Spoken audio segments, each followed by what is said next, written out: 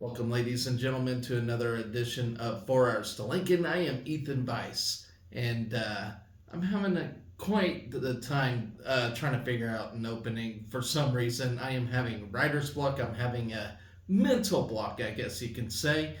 Uh, I, I guess you could blame the weather for that. It's just been a beautiful day. Uh, got a little bit of yard work done today. Uh, I just needed that just nice fresh air. Beautiful day here in Kansas. Yes, I'm talking about Nebraska, but I live here in Kansas. Anyway, so if none of you ever see my show, it's raw, it's unedited. I talk about all Husker athletics, uh, almost every single day. I recap, I preview, I do all the things. I even try to throw a little snippet here and there. So without further ado, it is Saturday. By the time this show gets uploaded, it'll be Sunday. It'll be Easter Sunday. And so I hope all of you fine folks at home have a beautiful, happy, wonderful, safe Easter. Um, and don't forget what this day's all about. Uh, anyway, with all that, guys, let's talk about it. We got bat sports. Uh, Baseball and softball have both clinched their series against Big Ten foes. So we got that to talk about. Track and field, outdoor track and field, started their season, had a good start to their season. Men's tennis had a good day. They got a couple of wins, one against Wisconsin, one against Illinois State. Soccer, though, did get a 6-1 loss to Arkansas today, which really stinks. I know it's spring season, and I really got no info on that. I don't know if they just put in second stringers or whatnot, but it really stinks to lose that big to Arkansas. But with all that, guys, let's talk about bat sports first. And we'll start with the ladies. Ladies first with softball. Got game 2 against Wisconsin. So we clinched the series. It'd be nice to get the sweep tomorrow. Softball's on a roll right now. Really, really looking good after really having a shaky start to the season. It does help we are in Big Ten play now. So let's get right down to it. Sydney Gray, who finished up a triple shy of the cycle, had a pair of singles, a double, and a home run to give her 7 hits in the first 2 games of the series. Her 3-run homer in the 5th inning gave Nebraska the lead for good. Behind Gray's big day, Nebraska clinched a series victory over Wisconsin and won its 20th game of the season. The Huskers improved to 20-14 on the season and stayed unbeaten in conference play with a 4-0 record. Nebraska has won 9 of its last 10 games, heading into Sunday's series finale, which starts at 1. Sarah Harness pitched 2.2 innings and allowed just 1 run to earn the win in relief. Kaylin Kinney picked up her second save of the year after she scattered 6 hits and 3 scoreless innings. Emerson Cope, returning from a 3-week injury absence, earned the start for Nebraska and allowed 2 runs in 1.1 innings. Tessa Magnanimo took the loss for Wisconsin, allowing 7 runs in 4.2 innings. Wisconsin is now 12-19 and 1-4 in the Big Ten. Nebraska jumped out to a 2-0 lead in the top of the first inning. Billy Andrews led off with a single and advanced to second on a sac bunt from her older sister, Brooke. Ava Bradwell did brought home the game's first run with a double to right center following a ground out. Gray scored Bradwell with a 2 RBI single. Wisconsin tied the game with a pair of runs in the bottom of the second. A leadoff double came around to score with 1 out. when Nebraska threw late to home plate on a ground ball to second.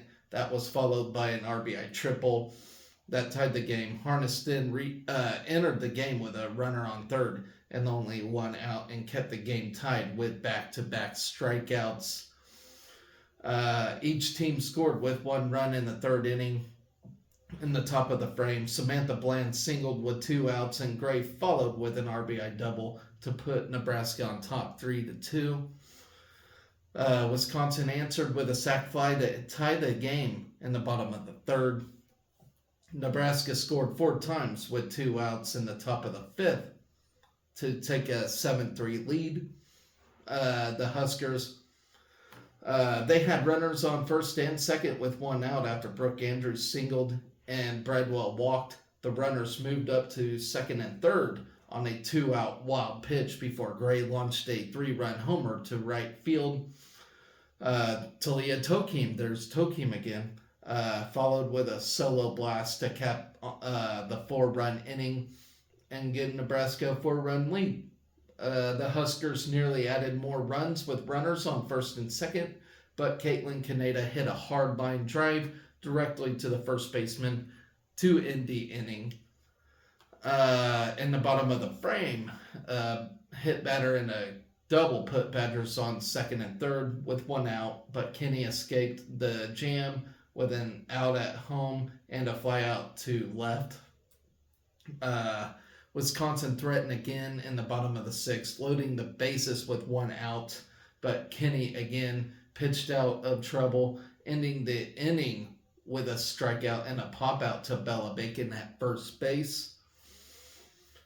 The Badgers continued to threaten in the bottom of the 7th. Wisconsin got a pair of 1-out singles, but on the second single, Husker right fielder Caitlin Neal threw out the runner attempting to advance to third for the second out of the inning. A softly hit infield single extended the game before Kinney wrapped up the win with her 3rd strikeout.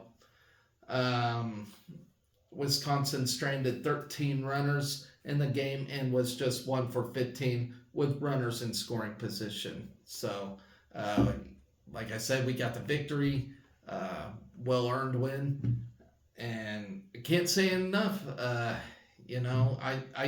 get Wisconsin's not the best team in the Big Ten, but, it is a road win. It's a road series victory, so can't argue with that. Some post-game notes for you guys. Nebraska has won 9 of its last 10 games. The Huskers have clinched their first series win at Wisconsin since 2017, so there's good news right there.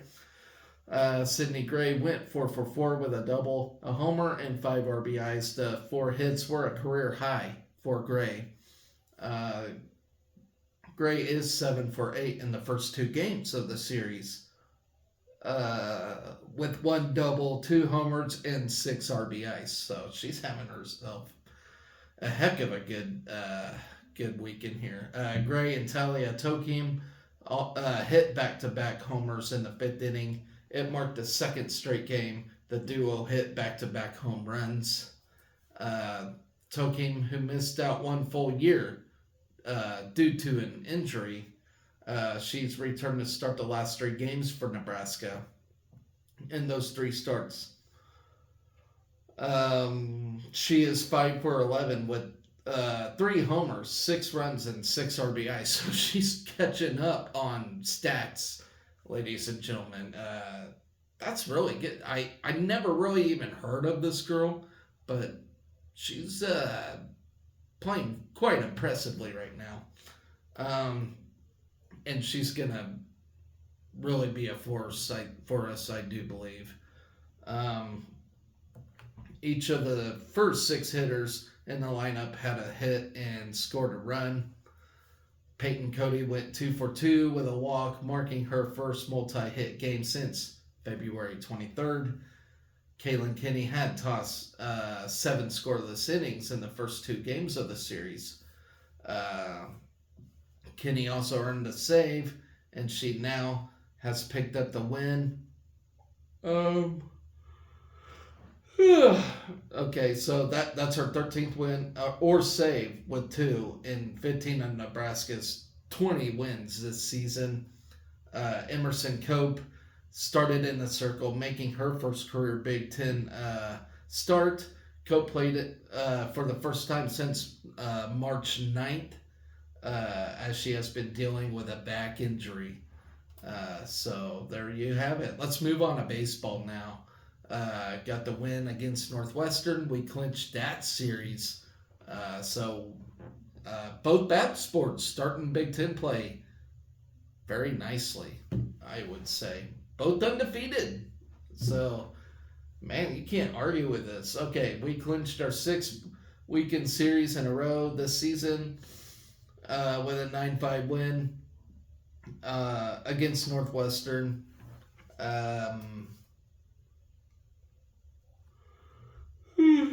Goodness. Okay, Nebraska scored 9 runs on 11 hits and an error, while Northwestern totaled 5 runs, 7 hits, and an error.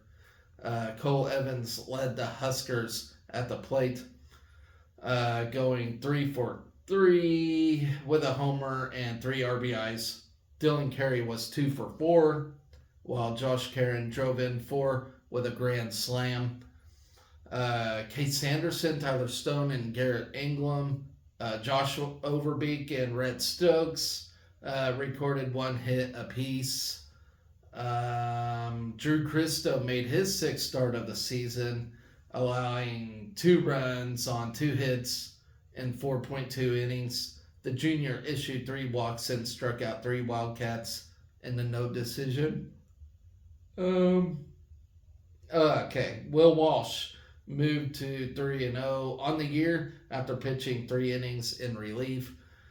Walsh allowed 3 runs, 2 earned on 5 hits, and recorded 2 punchouts in the relief outing. Evans opened the scoring on Saturday, drilling a 390-foot solo homer over the wall and allowed for a 2nd homer of the season to give the Huskers a lead in the opening frame. Northwestern responded with a pair of runs off 1 hit to hold a 2-1 lead through the first inning. A walk and a plunk batter set up a 2 RBI double from Jackson Freeman to give the Wildcats a 1-run lead. A 7-run explosion across 5 hits in the top of the 2nd had the Big Red out front 8-2. The 2nd frame began with 4 consecutive singles from the Nebraska offense, highlighted by Carey's RBI single down the left field line and Rhett Stokes' bunt single to load the bases with 0 outs. Case Sanderson picked up his 9th RBI of the season after scoring Overbeek via an RBI groundout.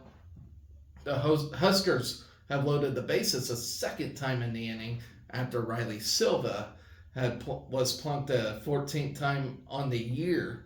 Evans collected his 2nd RBI of the day, lifting a sac fly to center to plate Carey. The Husker offense loaded the bases for the 3rd time in the 2nd frame with an intentional walk issued to Stone before Karen blasted a 395-foot grand slam over the wall and left to blow the game wide open at 8-2. And that's when things got scary for us. Northwestern climbed back. Silva reached on a fielder's choice and stole 2nd for his 16th stolen base of the year. Before Evans drove in his 3rd run of the day with a single to right center to score Silva and grow the lead to 9-2 in the 4th. Northwestern scored its 1st run since the opening frame with 2 runs behind 3 hits in the bottom of the 6th. 3 consecutive 2-out singles plated the Wildcats' 3rd run, while a pass ball made it a 9-4 game. Through 6 innings, the Wildcats tacked on another run in the bottom of the 7th after a back-to-back doubles to trim the Husker lead 9-5 with 2 innings to play. So Nebraska and Northwestern conclude the series tomorrow or today, whenever you're watching this video, at 12 p.m. at Rocky and Bernie Smith Miller Park, and so on and so forth. So, once again, we got the series win. Super happy. What a fantastic Easter for Husker Nation. All right, let's move on to track and field. Opening day, or weekend, I guess you should say, for the outdoor season. And pretty good start. So let's talk about it. All right. Adding 2 Florida relay titles and 3 all-time marks. All right. So Amelia Flint recorded the second best shot put mark in the NCAA this season with a 56-1. With her personal best distance, Flint won the title and moved up to 5th on the all-time list. In the discus, Flint placed 11th with a 153. Kaylin Meyer added a 6th place finish with a 53 4 1/4. In the shot put invite, Cade Moran represented the Big Red, and the men's shot put invite going 64 to place 6th. Then you got Rihanna Phipps, who went 43-10 in the triple jump. 43 feet 10 inches. All right, securing the meters. Sorry, guys. That distance is the second best in the NCAA this season and moves Phipps up to 9th on the all-time list. Ashley McElmurray and Latavia Brown added top 8 finishes, placing 4th and 7th. McKaylin Moore placed 5th overall and 2nd among collegiate athletes in the triple jump with a distance of 52 even and 3/4. Then Darby Thomas flew to a wind-aided 11.35 in the 100 meter to place 6th overall after 6 heats. That time is among the top 5 wind-aided times in school history. Kavian Kerr ran a personal best of 10:45 in the men's 100 meter to place 16th, and Lorenzo Payson grabbed 21st with a 10:66. Darius Luff bettered his prelims time and place in the 110 meter hurdles final. Running the second with a time of 13:46. He closed just 0.0003 seconds behind the victor. So it was very, very tight. All right, Nico Schultz crossed the line at a personal best, 1:47.40 in the 800 meter to place 5th overall and 3rd among collegiate runners. That time moved Schultz up to 6th on the all-time list. And mind you guys, these were actually very, very tough invites that we attended this weekend. A lot of NCAA qualifications in these things. So,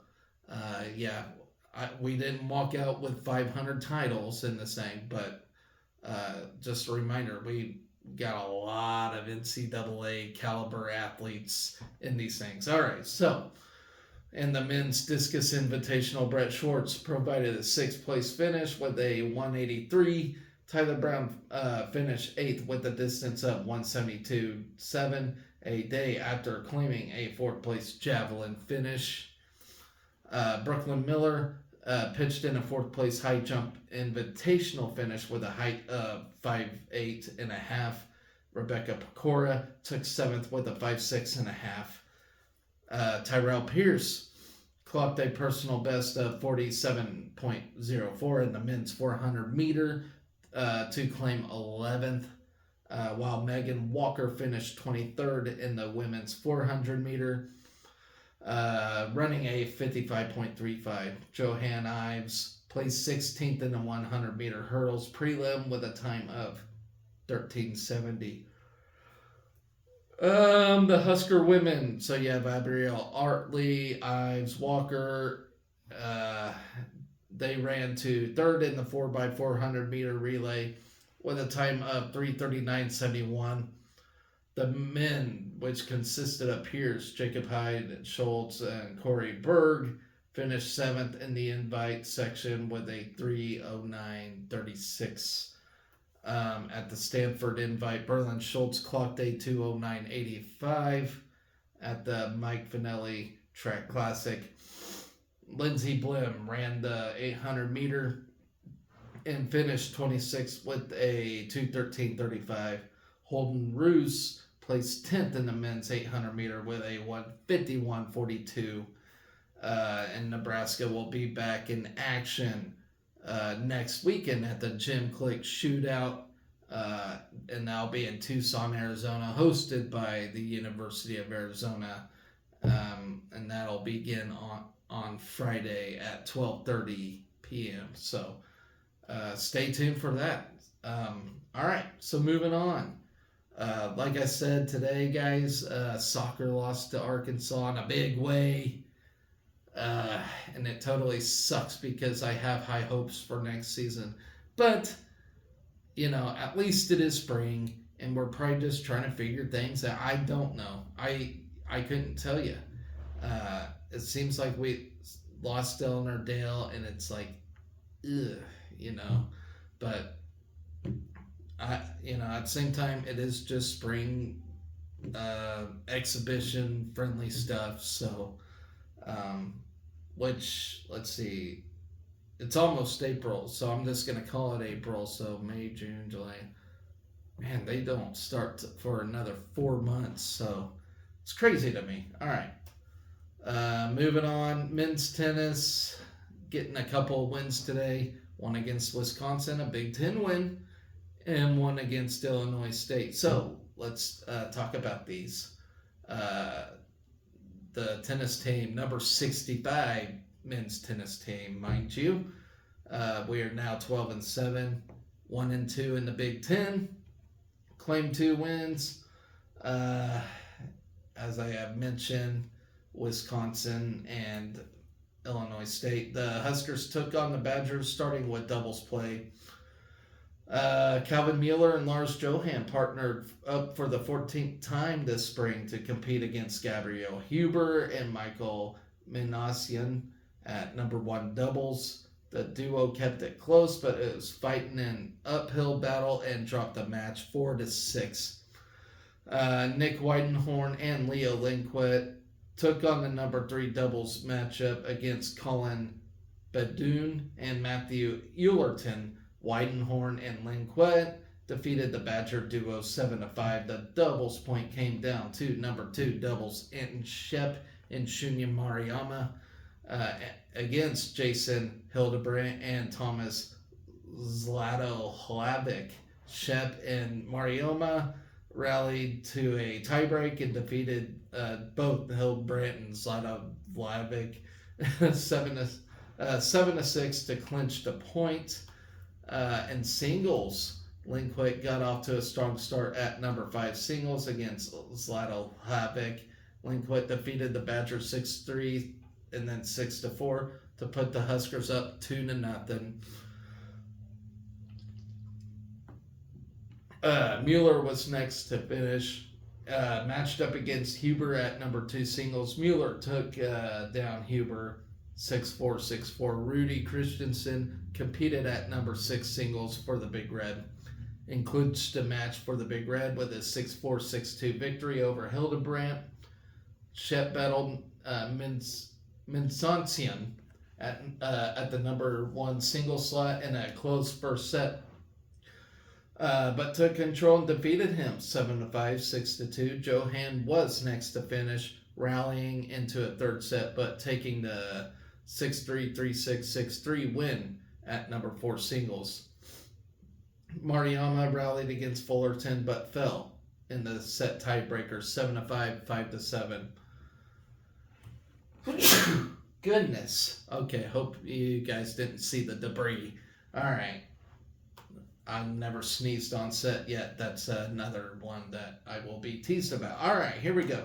In the second match of the day, the Huskers started with doubles against Illinois State. Weidenhorn and Lindquist competed in the number 3 slot and fell to Caden Scarlett and Thomas Valencia 3-6. Shep partnered with Nikolai Saisov on court 2 against Nam Pham and Arvid Jalti. All right, I'm gonna totally butcher that name. That one's hard. But Nam Pham.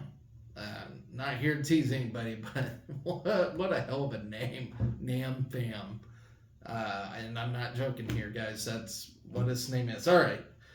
So Shep and Saisov rallied but dropped the set 3-6. Mueller and Johan competed in the number 1 slot, facing Redbirds Tin Ostro and Emiliano Gonzalez. The court 1 match was left unfinished at 5-4.